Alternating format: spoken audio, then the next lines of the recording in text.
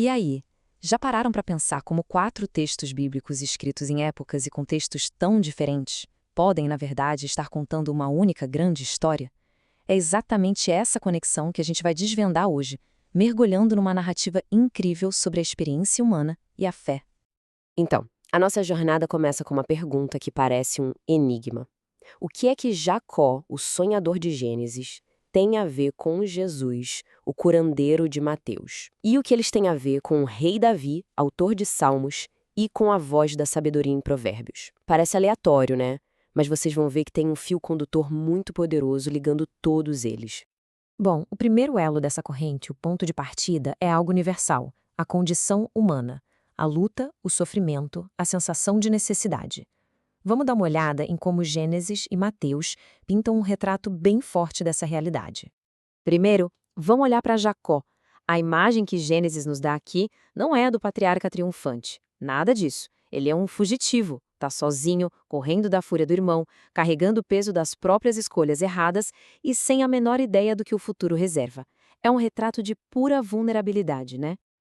Agora a gente dá um salto de séculos no tempo e aterrissa no Evangelho de Mateus.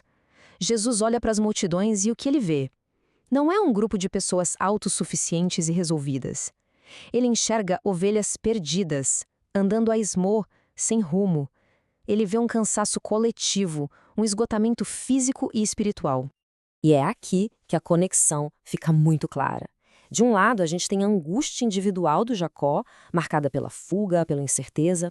Do outro, o sofrimento de uma comunidade inteira na Galileia, com doenças e um sentimento de desespero no ar. Os dois textos estão dizendo a mesma coisa. A base de tudo é a profunda necessidade humana. E é justamente nesse ponto de necessidade máxima, nesse fundo do poço, que a narrativa tem uma virada espetacular. A gente sai do problema, da luta humana, e entra no momento da virada, a intervenção divina, que aparece de jeitos diferentes, mas sempre com o mesmo objetivo. Aquele cenário de desamparo e incerteza não é o fim da história. Bem ali, no ponto mais baixo, tanto para uma única pessoa quanto para uma multidão, uma resposta totalmente inesperada começa a se formar no horizonte. Para o Jacó, essa resposta vem num sonho. E não é um conselho qualquer, é uma promessa direta, pessoal, poderosíssima. Eu não vou te abandonar. Imagina o impacto disso para alguém que se sentia completamente sozinho. Essa garantia divina se torna a âncora dele num futuro que era só um borrão. Já em Mateus, a intervenção é na prática, visível e imediata. A compaixão de Jesus vira poder em ação. É uma sequência de acontecimentos de tirar o fôlego. A morte é revertida, uma doença crônica desaparece, a cegueira dá lugar à visão e o silêncio é quebrado pela fala. A ajuda divina ali é ativa, é transformadora. Ok, diante de uma ajuda tão poderosa, surge a pergunta: e qual deveria ser a nossa reação? É aqui que os livros de Salmos e Provérbios entram na nossa história, oferecendo uma perspectiva sobre o que significa confiar e ser sábio. Pois é, a pergunta meio que volta para a gente. Se a nossa necessidade encontra essa graça divina, como é que se vive a partir disso? Uma ação tão grande convida a uma reação, a uma nova postura diante da vida. O Salmo 11 dá uma resposta ousada. O instinto natural, como o do Jacó, lá no início, é fugir quando o perigo aperta. Mas o salmista desafia essa ideia. Ele diz: "Peraí, eu confio no Senhor, por que estão me dizendo para fugir?" Ele propõe uma alternativa: ficar firme, ancorado na confiança, mesmo quando tudo em volta grita "corra". E esse ponto é fundamental. A fé que está sendo descrita aqui não é um sentimento mágico, não é a ausência de medo. É uma escolha ativa, uma decisão consciente de confiar na promessa divina, mesmo sentindo medo. É confiar apesar do pânico. Aí vem Provérbios e adiciona uma camada a mais de profundidade. Confiar também significa aceitar a correção, a orientação. A disciplina divina é mostrada aqui não como um castigo de raiva, mas como um ato de amor, como o cuidado de um pai com um filho que ele ama muito. Exato. A gente precisa dar um novo significado para a palavra disciplina. Não tem a ver com punição.